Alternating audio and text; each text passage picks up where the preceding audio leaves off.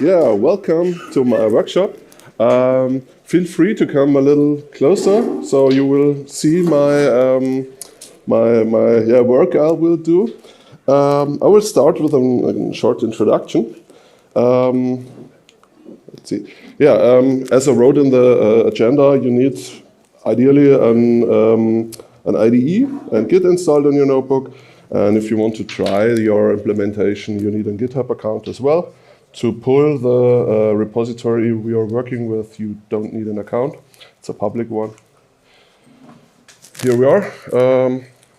I learned from the workshop I saw in the morning. I also added the link here. But the presentation will be there, well, it won't be there all the time, so just make, copy the link or write on the link or just search for Liferay Devcon 24 workshop. I wait a few minutes.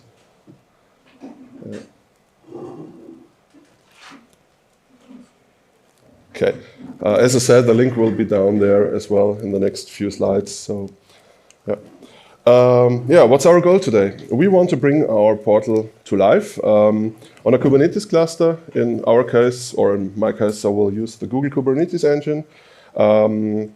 And we have one small, very small JSP module.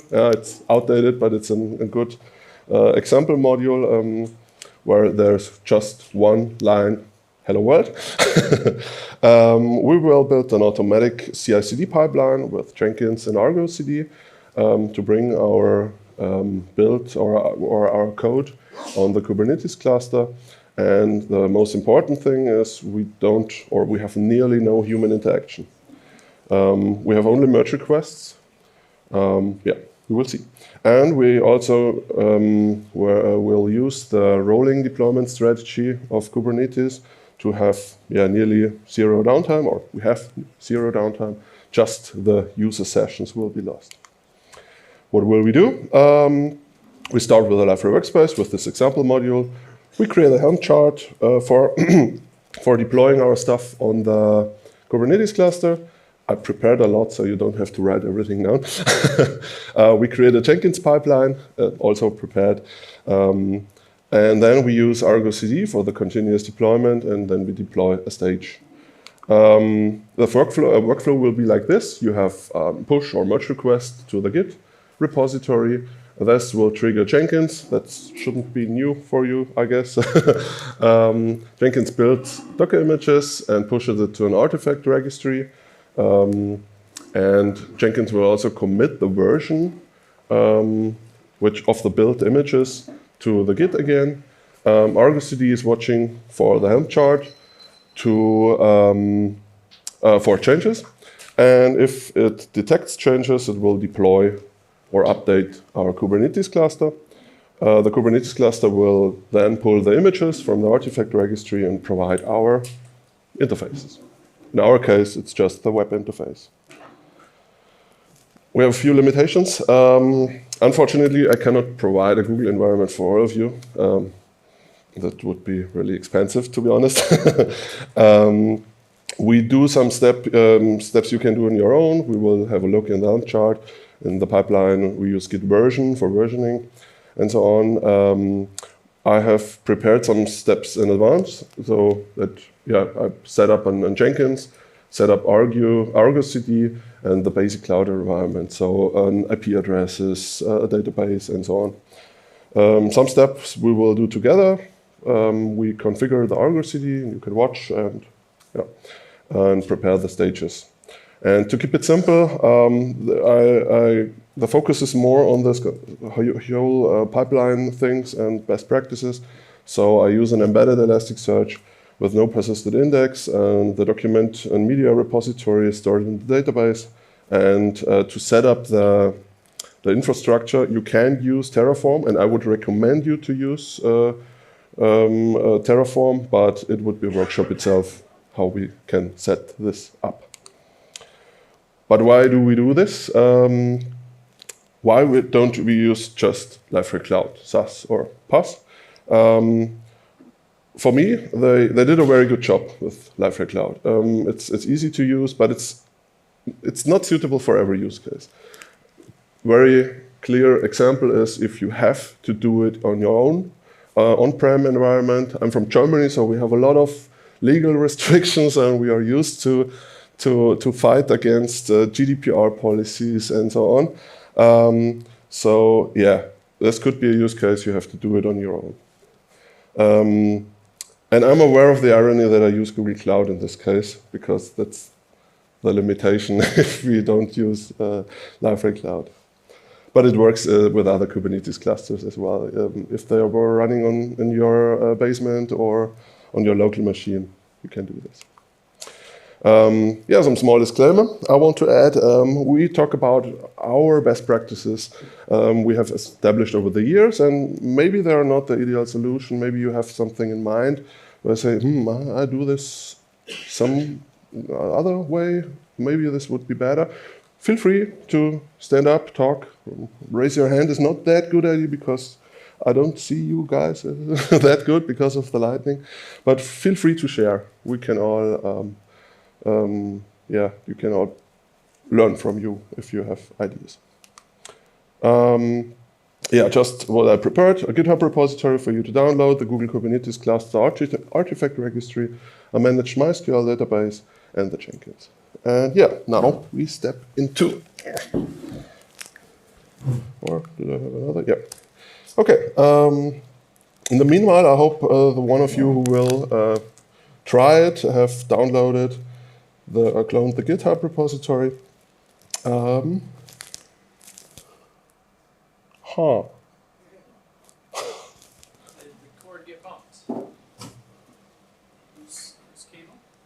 The cable is there.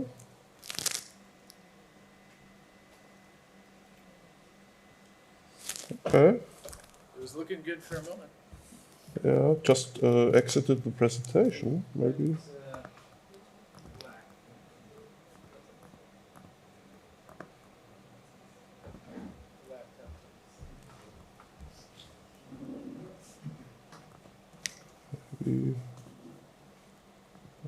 I want to lower the resolution so that everything is bigger.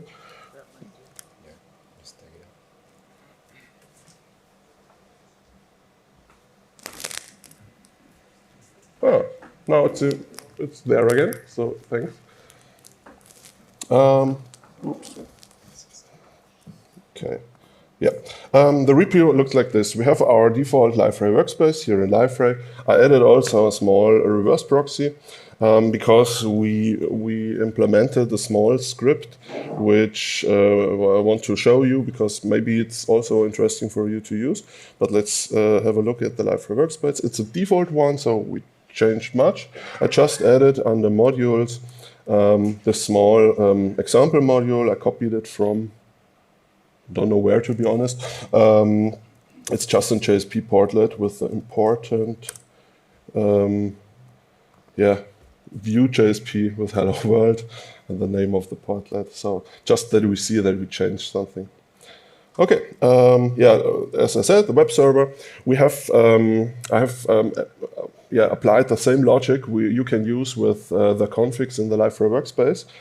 Maybe if you use the Liferay Cloud, you already know this. So we have some common config folder, and this is used as a baseline for every environment. And then we have the environment-specific files, which are added on top of them or override the common files. And that's nearly all. Yeah. Okay. Another important thing I want to recommend is how we use the portal properties. Maybe you do it the same, and this is really common, but for 2 years ago I came up with this, or I saw that this is possible, and it was really helpful. We have the portal X properties just contains the includes, and in the portal all properties, same logic as in the web server, we have the configuration which is should be applied to every environment, and in this environment-specific folders we have the portal env properties, which contains nothing because we don't have an environment-specific config, but this will be the values here will edit or override the existing one in the portal all properties. Okay. In the workshop folder, you find the files I prepared, which, yeah, we start with the Helm folder. We copy the Helm folder in the root directory, just like this, because there is this contains our Helm chart. The Helm chart is split in two folders. On the one hand, the templates, which are the resources, Kubernetes resources we want to deploy. For example, for Liferay, it's a deployment, so basically the workload, and the service to make it accessible. And here we have some best practices. Let's start. Yeah, you always should use, you always should make sure every service and every deployment, every resource can be disabled. For example, if you have an hook for a mail server, or you have, what is another example? An UI to access your database. You don't want it. You don't want to enable it in your production environment, for example. So you can just by setting true and false on these different services, you can enable and disable it. The next thing is that we have also a config file, which is a config map for environment variables, and this will be this is linked here, so the environment variables are applied to this container. And if we change something in this config file, Kubernetes is aware of it and updates it, but the deployment, the container isn't. So we have to have a link between the deployment and the configuration, and we do this with some simple a hash value of the file. So, and this will be added here while interpreting the Helm chart or compiling the Helm chart. And if it changes, the deployment will restart as well with a rolling deployment. Yeah, we can then set, if we want to use an NFS server for the data and media repository, which we don't today. We added liveness and readiness probes. In our case, to make it easier, just TCP probes to make sure the container is running and is working fine. That's just because our example here is not fully prepared. Normally, you should use a health endpoint of your application. Yeah, then in our case, the database is external, so it's not the internal one, and we use the environment variables and secrets here to get a connection. And here we link the config map, the configs, the environment variables from this file. Here we mount the NFS data if we use NFS, and so on.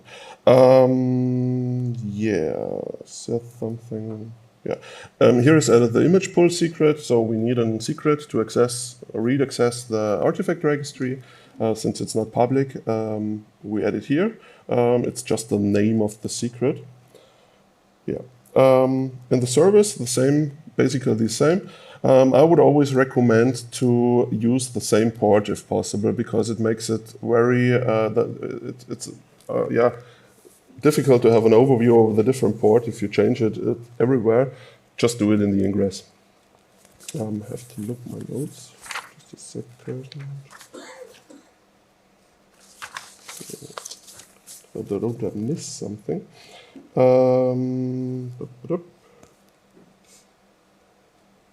Yeah. What is also important is everywhere, no secret in the repository. So we have to use secrets from the Kubernetes secret store, or a secret vault may be used. Yeah. What else? Yeah, we have also Liferay and the web server deployments are running inside the Kubernetes network. There's a service which makes them available. And then we use we use an ingress controller to make it outside of the Kubernetes network. in the internet available. Here then we map the port to the specific service. In our case, it's the web server with port 80, and the web server itself is a reverse proxy for the Liferay application and translates it to the port 8080. Here we also have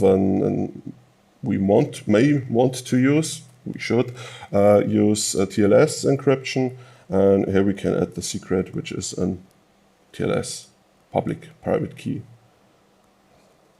Yeah, let me look.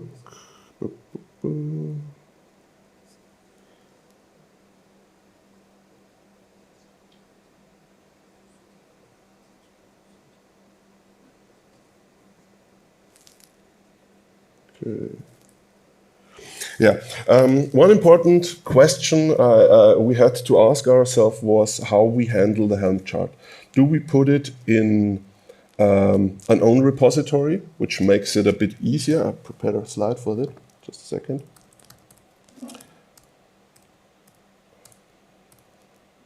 Yeah,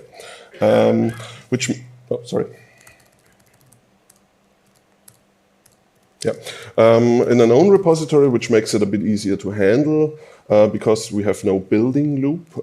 Because let's say we have it together like we now do in one repository, the Helm chart and the application code or Liferay workspace, and we do Jenkins is building a new version and has to commit the version into the Helm chart. Then Jenkins will see another change and run again and build the full images again, raising the version. And then what does he do? Committing the image number again. And then he will run again and again and again and again. And to prevent this, we have to add a bit of logic in the Jenkins file. So that won't happen. If we use a separate repository for the Helm chart, that's not a problem. Yeah, also you have if the Jenkins is committing to your repository, you have to pull it to merge every time you push after a build. That can be a bit annoying. On the other hand, with the Helm chart in the repository and the application code, you have everything at a glance. You have a better overview, you have a better information linking. You know what is configured in the Helm chart on the infrastructure side, and you have your code together. But it makes it easier for a developer in DevOps to get the information they want. You have also this kind of single source of information. You don't have to clone and update to the repositories.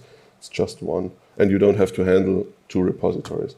So for us, it was the best practice to use it in one repository. Okay. Something special for services or ingress? No. Yeah. Yeah. Something important. I wasted a few days. I think a few years ago. If you use an ingress, especially in the Google Cloud, it looks for the service you have linked with your ingress controller.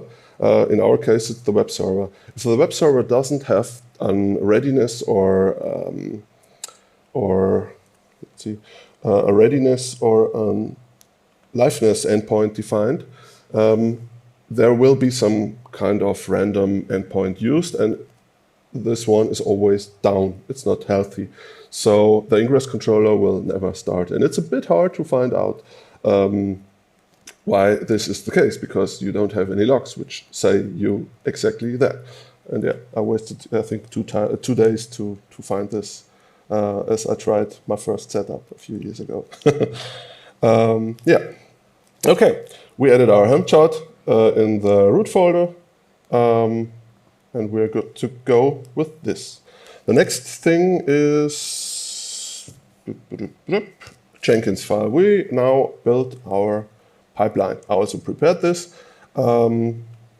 We start with defining our branch names, which are linked to an environment. We have a prod branch which is linked to our main.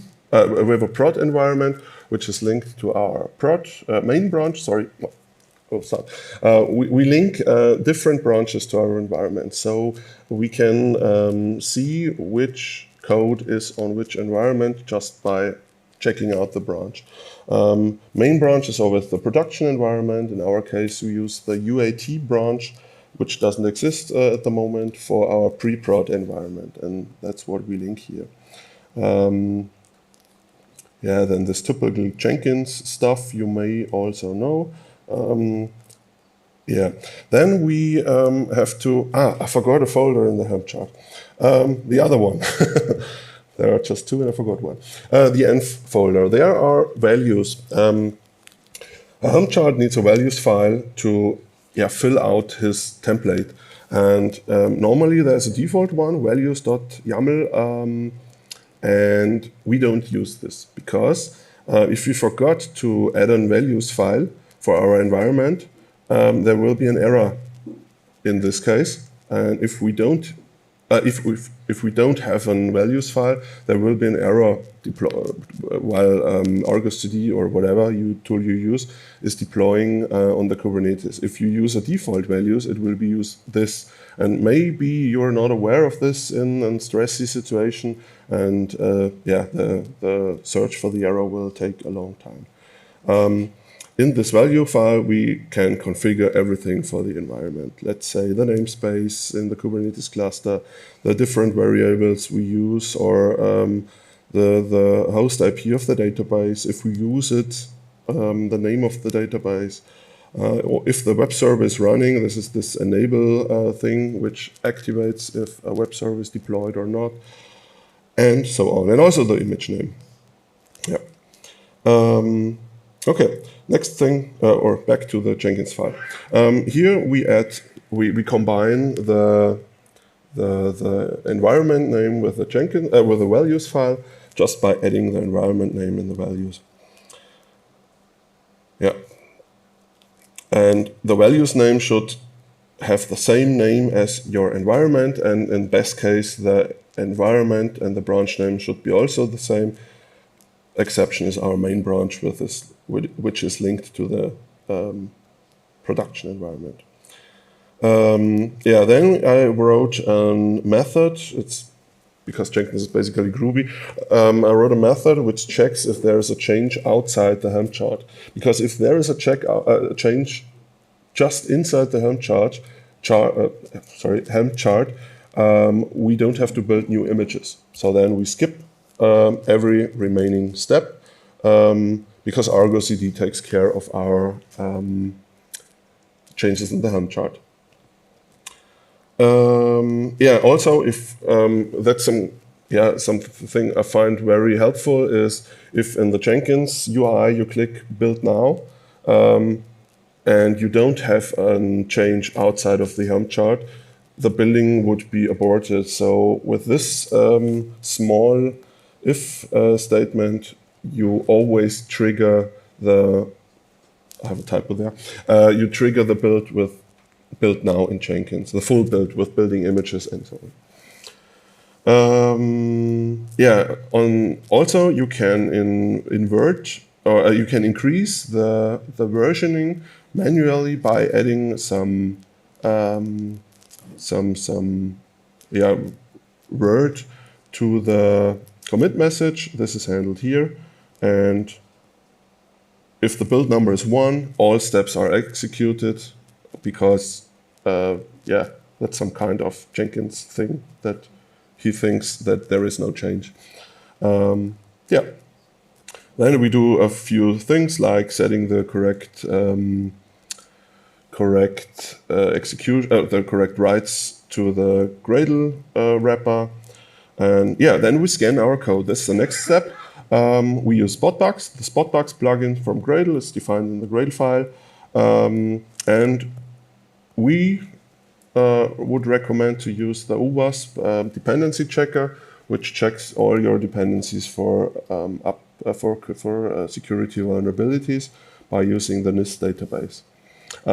I commented it here out because it takes a few minutes to run, so we don't have to wait for it. Important side note, maybe you have a spot box, OWASP finds, the dependency checker finds a security vulnerability which is won't be fixed because it's not a threat for you. Then you have here, we add here our OWASP suppression file in the modules folder. In the modules folder of the Liferay workspace, because we run it in the modules folder. Where is it? Yep.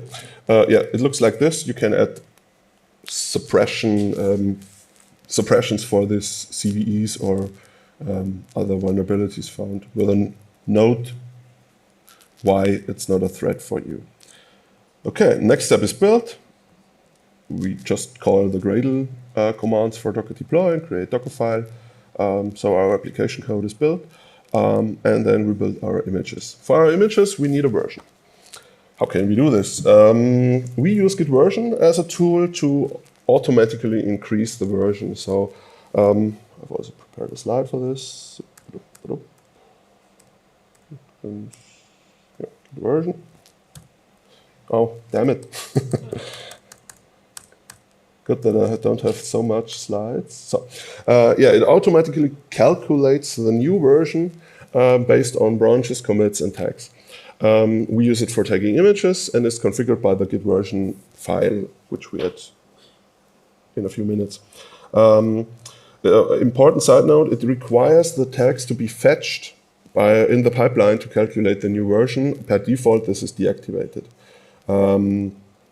In our case, we use now the versioning pattern that we increase on every commit in our branches, in every commit on the main branch, we increase the minor version. With every commit on the pre-prod branch, we increase the patch level, and the major version is manually by commit message increased. You can change this behavior like you want. You're free to use it. Just add maybe the build number and so on. Yeah, okay. As I do it with all the other branches, I just add the branch name to the current version and add the build number. This looks like this here. Yeah, you have to copy the OWASP suppression file to the modules folder, and now we add the Git version file, which is also in this workspace environment, to the root of our repository. Paste. I have to look at the time. I have to hurry up a bit. Yeah, in the Git version file, there's just this logic defined where which branch should be raised and so on. And yeah, we don't have to do anything more now. We will see it in a few minutes how it works. Okay, next thing, pipeline steps. Then we use a Docker Compose and a build-end file to build our images. Where is it? Here, Docker Compose build, and in the Docker Compose file, let's have a look. It's just the image name, the registry as environment variable, and the build version, which comes from the Git version. We add these files as well in our root of the repository. Simple as that. Interesting side effect, you can use the Docker Compose file as well to use it as a local environment. If you don't want to use a local Kubernetes cluster, you have just to define a, let's say, local env file for the variables which are different. Let's say, for example, the registry. Okay. Next step is scan images. The base images and maybe something you add could also have vulnerabilities. So we use Gripe as a tool. It's an open source, free, no cost tool to scan Docker images. It scans layer for vulnerabilities and reports them. And same as with the OWASP scanner, your build will fail if there is a finding. You can have a look here. We have to add for this the gripe YAML file to our root again. And set an fail level, and in our case we want to fail, let the pipeline fail if there is a severity critical. You can also set it to high, which I would recommend, but in our case we go for fail. And there is also an ignore list where you can add CVEs and other vulnerabilities if you are sure that they are no threat for you. Okay. Yeah, then we push the image. The images are built, are scanned, and then we push them with a new version to our artifact registry. And the last step, we update the values file, because maybe you have seen it in the values file. There's the version which we use for this environment, and this we have to update. And we do this by just making a commit. I use an SCD command to replace the image version with a new one, and then we push the. We have to tag it, and then we push everything. And in the next run, we will. Why won't the Jenkins run again if we commit an image version? Because the image version just changed the helm chart, and the helm chart will be skipped on the next build, because it's just a change in the helm chart. Okay, did I forget something? Jenkins file, git version, docker compose, gripe, build, and helm chart, Liferay oversubstantiation. No, looks good. Okay, now we commit this all. Where is it here? I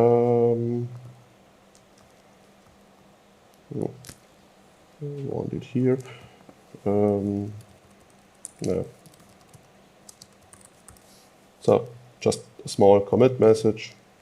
Okay, we commit it in the main branch and push it to our repository.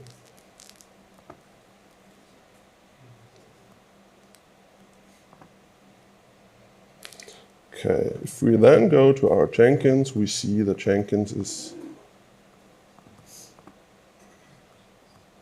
I always link the repository with Jenkins. I think it's some kind of basic task where you can Google or ask an AI for it. So there are no branches at the moment. I will trigger it by scanning the repository. We could also wait, but who has the time for it? Push work.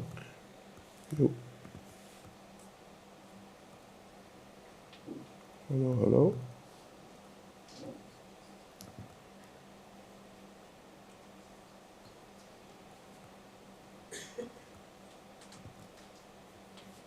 An error.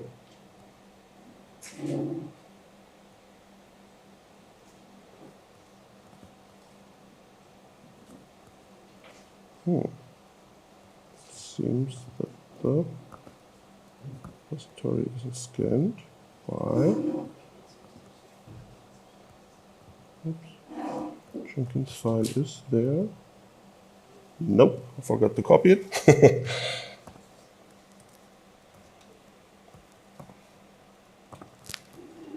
There's no Jenkins file. There will be no Jenkins. Okay, once again.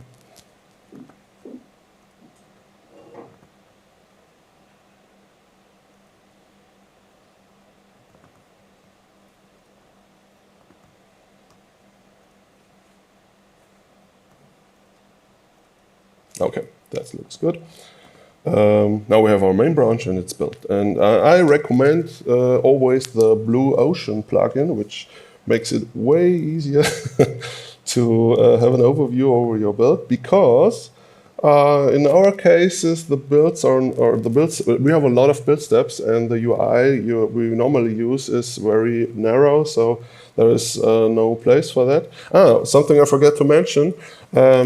If you have a lot of resources available for your Jenkins, you can parallelize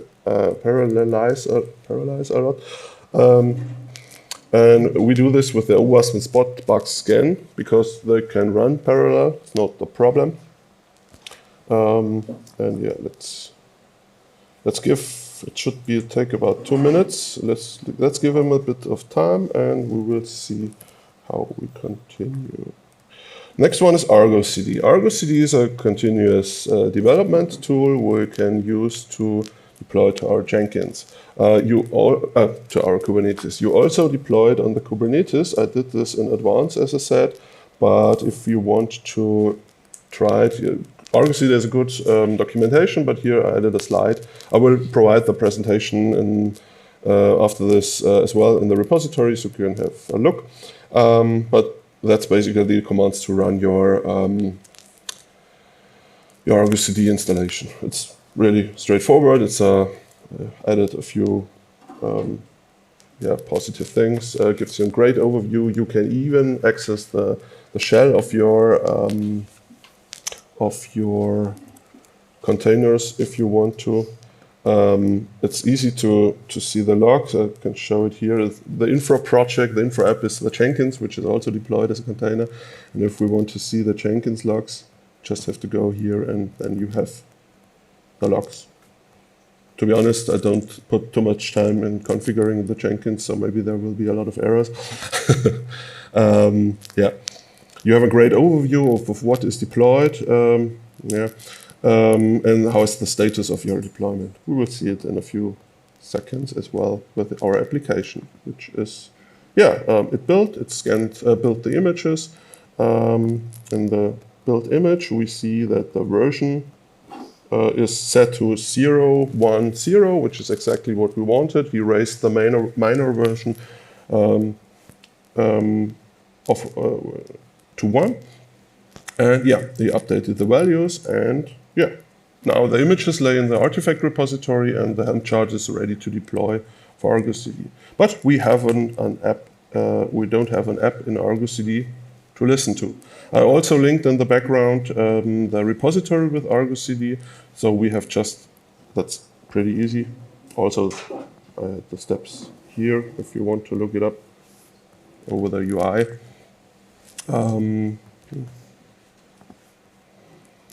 And now we can add our application. Application name you can choose free. I would recommend to use the project branch name or the namespace. So it's just one wording for it. It's Liferay Devcon 24 minus prod for our production environment. The project name is default. You can use the projects to separate different applications from each other. For our production environment, we use a manual sync policy because if we don't do this, a commit or a merge into the main branch may happen as accident, would trigger the complete deployment of the production environment. For test, dev, and so on, I think it's okay, but or you can decide on your own. But for the production environment, I would to make sure that you have this one step to prevent accidentally deployment. So we let it to manual. We don't create a namespace because if we do this and we want to delete the app but keep the secrets and so on, the Argo CD would delete the namespace as well. So they will be gone, the secrets, and you have to add them again. We have our repository URL, which I have configured. We want to link production with main, but it's also available via dropdown. We want to add our Helm chart, which is also available via dropdown. We have the cluster URL, which is Argo CD also running on, so it's there by default. And now we add the namespace. As I said, we use the name Liferay Devcon 24 prod. It's the namespace I also created in advance. And now we use our values file, which we want to use for this environment. And then we press create. And now Argo CD does the magic. It deploys everything. And no, it deploys nothing. Do you know why? Some ideas? We added the manual trigger. So I have to go here now and press sync. Now it's deploying. And then we can here see in the UI, which is really better if we have an not that small solution, screen resolution, but I think you won't see anything if I use the normal resolution. It's deploying the services for web server and Liferay. It's deploying the web server, which was really fast. It's already there. Liferay needs a few minutes to start. You can see the logs in the meanwhile. You see the replicas. If you use more of them, you see that you have 1, 2, 3, 5 containers, whatever, or pods. And you see the ingress controller. For the first time, the ingress controller needs a few minutes to be deployed. But we can wait. That's actually, we have to wait for it. Wait a minute. We added the new stage here. As I said, I also already created the database, the static IP we use, and put it in the values file. Let's wait a minute or two. Okay. Yeah, Liferay is also online. It's healthy, so it's available, as you can see, and it is deploying our example module.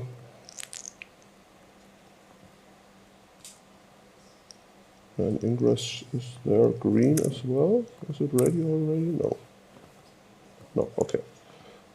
That's some kind of tricky thing as well, because ingress says he's healthy, but actually it isn't, but only on the first time. Also interesting side note, if you want to change the TLS certificate, you have just to update the Kubernetes secret, and ingress will be aware of it and then update it in a rolling deployment, so without downtime. Okay. So this timer says that I have just a minute left, but I guess we have 7 minutes left. Yeah. I can keep you in. We'll go for 5. 5 minutes? 5. Yeah, that's okay. Okay. What we can do in the meantime if we wait, we want to see how our update process works. So we go back to our production application in Argo CD and edit it.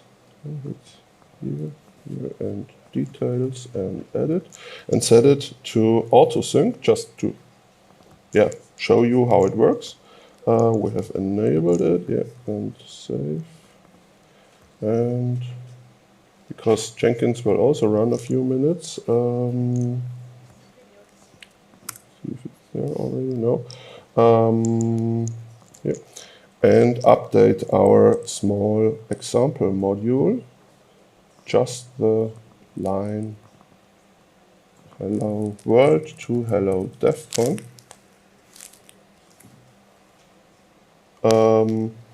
And commit this. Normally, we would create a feature branch that will be reviewed. It will be maybe also deployed to a test environment, which we haven't now. And then there will be a merge request. But let's say I just can merge or can commit directly in the main branch for today. I will commit and push this.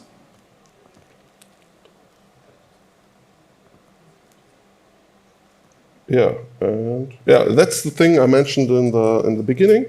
Since Jenkins committed a new version in the help chart, I have to pull this and merge it, and then can push it. But it's just one extra click, so I think it's okay. Okay, pushing, and Jenkins should run again. Yeah. Running. Okay, wait for it. Oh, how long does it take for an ingress to?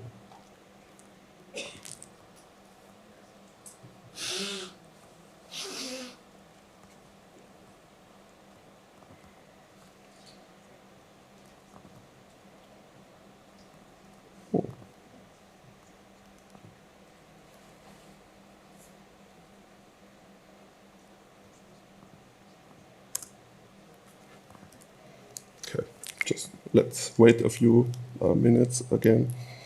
Yeah, the pipeline is running again because it detected a change outside of the chart and is creating the new images. With a new version, it will increase because we're in the main branch. It will increase to version 0.0. Yeah, and then push the images to the artifact registry, and it will commit the new version into the main in the production values file, and Argus CD will take notice of it and redeploy.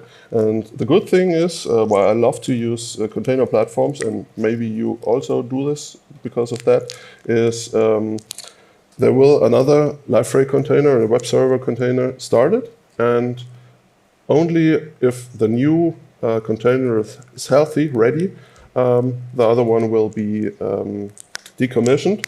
So we have our rolling deployment strategy, and we have 0 downtime. Oh, come on. Is it really the right IP? Yeah.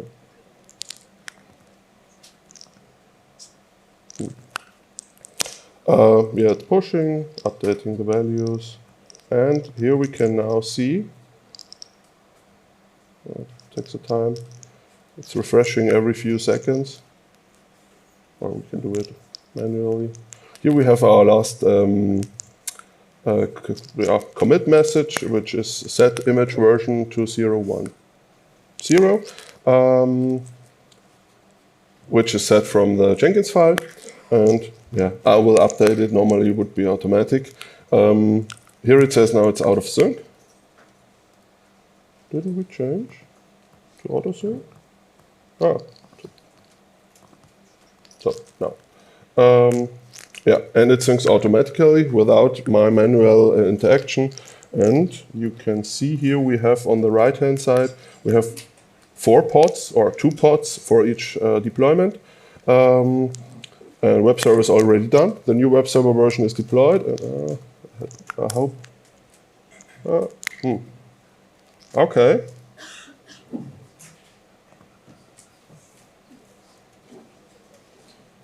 Maybe because.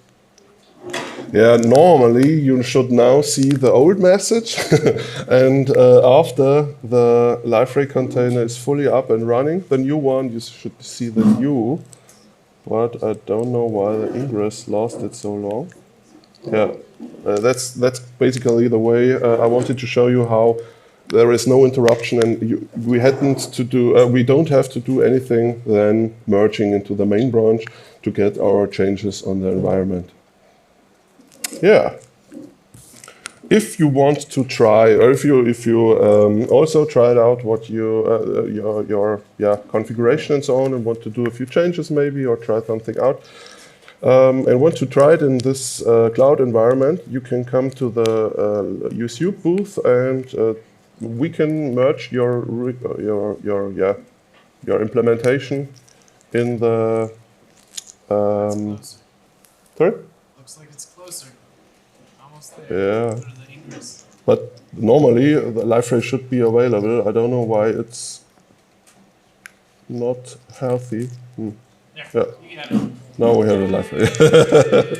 Right on time. Okay, yeah, you can come at the booth and we can try it together if you want to. So yeah, if you have any questions, just this last slide here. Feel free to ask me. I'm there all. Hello? Feel free to ask me. I'm there all the time. Maybe I'm in a session as well, but yeah. Yeah, thank you for your attention and have a nice DEF CON.